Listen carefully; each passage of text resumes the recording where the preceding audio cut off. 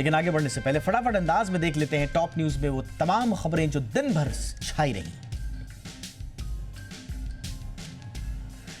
Chief justice के घर गणपति पूजा में पीएम मोदी के जाने को लेकर उद्धव ठाकरे की शिवसेना भड़क गई है। शिवसेना यूबीटी ने सीजेआई डीवाई चंद्रचूड़ की निष्पक्षता पर भी सवाल उठाए हैं।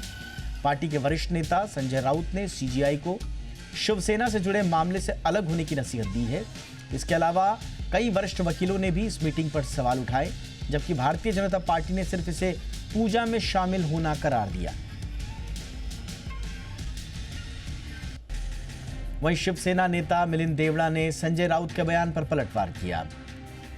देवड़ा ने कहा कि गणपति आरती के लिए सीजेआई के घर पीएम के जाने पर की गई टिप्पणियां दुर्भाग्यपूर्ण हैं। उन्होंने संजय राउत के बयान पर पलटवार करते हुए कहा कि जब फैसले उनके पक्ष में आते हैं तो विपक्ष सुप्रीम कोर्ट की विश्वसनीयता की प्रशंसा करता है, और जब चीजें उनके अनुकूल नहीं आती हैं तो वो दावा करते हैं कि न्यायपालिका के साथ समझौता हो गया। देश में एक के बाद एक लगातार हो रहे रेल हादसों के बीच रेल मंत्री अश्विनी वैष्णव ने बड़ा फैसला लिया। रेल मंत्री ने कहा कि रेलवे अब ट्रेनों में एआई संचालित करीब 75 लाख सीसीटीवी कैमरे लगाएगी। कोच के अलावा लोको पायलट को सतर्क करने के लिए लोकोमोटिव रेल इंजन के कैमरे लगाए जाएंगे। इंजनों पर लगाए जाने वाले एआई से लैस सीसीटीवी कैमरों की रेंज को अंतिम रूप देने पर चर्चा चल रही है। केंद्रीय मंत्री जीतन राम मांझी ने कांग्रेस नेता राहुल गांधी पर जमकर हमला बोला। उन्होंने राहुल गांधी के अमेरिका में दिए बयानों को देश विरोधी बताया। मांझी ने कहा कि राहुल गांधी को विदेश जाकर भारत की आलोचना नहीं करनी चाहिए थी। वहीं बीजेपी सांसद संबित पात्रा ने इसे लोकतंत्र की भावना के अनुसार सबको साथ लेकर चलने वाली भावना के अनुकूल बताया और घेरने की कोशिश की राहुल गांधी को।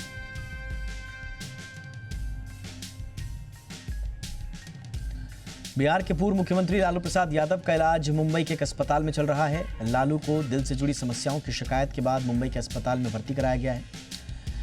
डॉक्टर्स की सलाह के बाद आज लालू की एंजियोप्लास्टी की गई। आपको बताएं कि लालू सेहत से जुड़ी कई गंभीर चुनौतियों का सामना कर रहे हैं। लालू इससे पहले सिंगापुर में किडनी प्रत्यारोपण करा चुके हैं। उनकी नाजुक सेहत को देखते हुए कोर्ट ने इलाज कराने की अनुमति दी है, जिसके बाद वो डॉक्टर्स की निगरानी में अपना इलाज करा रहे हैं। आबकारी नीति मामले में दिल्ली के मुख्यमंत्री अरविंद केजरीवाल की जमानत याचिका पर सुप्रीम कोर्ट कल फैसला सुनाएगा। सीबीआई मामले में जमानत याचिका के अलावा कोर्ट गिरफ्तारी को चुनौती देने वाली याचिकाओं पर भी फैसला सुनाएगा। आपको बताएं कि शराब नीति मामले में गिरफ्तार दिल्ली के मुख्यमंत्री अरविंद केजरीवाल की जमानत याचिका पर सुप्रीम कोर्ट ने पहले ही फैसला सुरक्षित रख लिया था।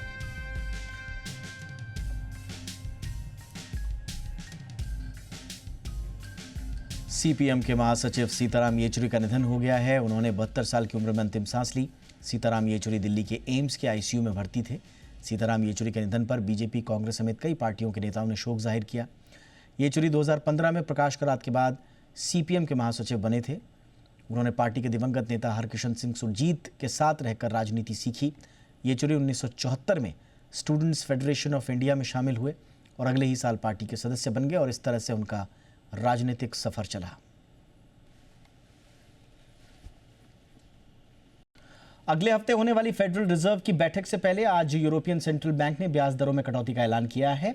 ईसीबी ने मार्जिनल लेंडिंग रेट में 0.6% की कटौती की है। इस कटौती के बाद दरें 4.25% से घटकर 3.65% रह गई हैं।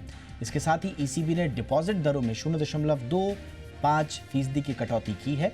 कटौती के बाद डिपॉजिट दर 3.75% से घटकर 3.5% रह गया है। यूरोपीय सेंट्रल बैंक ने कटौती का फैसला महंगाई में नरमी को देखते हुए लिया है। एक्सपर्ट अब फेडरल रिजर्व की तरफ से भी दरों में कटौती का अनुमान लगा रहे हैं। श्री तिरुपति बालाजी एग्रो ट्रेडिंग बाजार में आज सुस्त एंट्री हुई। एनएसई पर यह 90 रुपए के भाव पर लिस्ट हुआ, जबकि इशू प्राइस 83 रुपए थे। यानी निवेशकों को 8.5% का प्रीमियम मिला। हालांकि लिस्टिंग के बाद ही इसमें 5% का अपर सर्किट लग गया। इसका आईपीओ 5 से 9 सितंबर के बीच खुला था और ये कुल 125 गुना सब्सक्राइब हुआ था। Shri Tirupati Balaji agro trading company IPO से जुटाने वाले फंड का इस्तेमाल कर्ज चुकाने, सब्सिडियरी कंपनियों में निवेश करने, पूंजी जरूरतों को पूरा करने और सामान्य कंपनी कामकाज के लिए करेगी।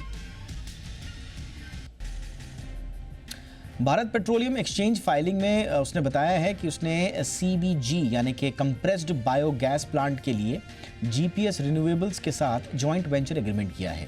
इस जेवी में BPCL की 50% हिस्सेदारी होगी। इसके अलावा रिन्यूएबल एनर्जी और ग्रीन हाइड्रोजन के क्षेत्र में कंपनी सेमकॉप ग्रीन हाइड्रोजन इंडिया के साथ जेवी कर चुकी है। प्रस्तावित जेवी में दोनों कंपनियों की 50-50% हिस्सेदारी होगी। BPCL ने यह भी बताया कि कोच्चि कोयंबटूर करूर पाइपलाइन की क्षमता बढ़कर 3.7 MMTPA करेगी। पाइपलाइन क्षमता विस्तार पर BPCL 1138 करोड़ का निवेश करेगी। ऑटो कंपनियों ने PM-E ड्राइव योजना की सराहना करते हुए कहा है कि इससे देश में इलेक्ट्रिक वाहनों की स्वीकार्यता बढ़ेगी। मंत्रिमंडल ने कल ही बस, एम्बुलेंस और ट्रक समेत EV को बढ़ावा देने वाली 2 परियोजनाओं को मंजूरी दी थी। सरकार इस योजना पर कुल 14,335 करोड़ रुपए खर्च करेगी। महिंद्रा एंड महिंद्रा के MD अनीश शाह ने एक बयान जारी करते हुए कहा कि ये योजना देश में EV की पैठ बढ़ाएगी। उन्होंने कहा कि चार्जिंग और बुनियादी ढांचे के लिए किए गए निवेश से इलेक्ट्रिक वाहनों को तेजी से अपनाने के लिए उपभोक्ताओं का विश्वास बढ़ाने में मदद मिलेगी। मारुति सुजुकी ने स्विफ्ट का CNG वेरिएंट लॉन्च कर दिया है। कंपनी ने CNG वेरिएंट का दावा किया कि ये 1 किलोग्राम में 32 किलोमीटर से ज़्यादा की दूरी तय करेगी। इस कार में 6 एयरबैग्स, इलेक्ट्रॉनिक स्टेबिलिटी और हिल होल्ड असिस्ट जैसे अतिरिक्त फीचर्स भी दिए गए हैं। इसके अलावा इसमें CNG और पेट्रोल के बीच ऑटो स्विच का ऑप्शन मिलता है। इस कार में ओडोमीटर पर फ्यूल लेवल इंडिकेटर भी दिया गया है। नई Swift S CNG 3 variants V, VO और Z में उपलब्ध होगी। स्विफ्ट के CNG वेरिएंट की शुरुआती कीमत 8,20,000 रुपये है।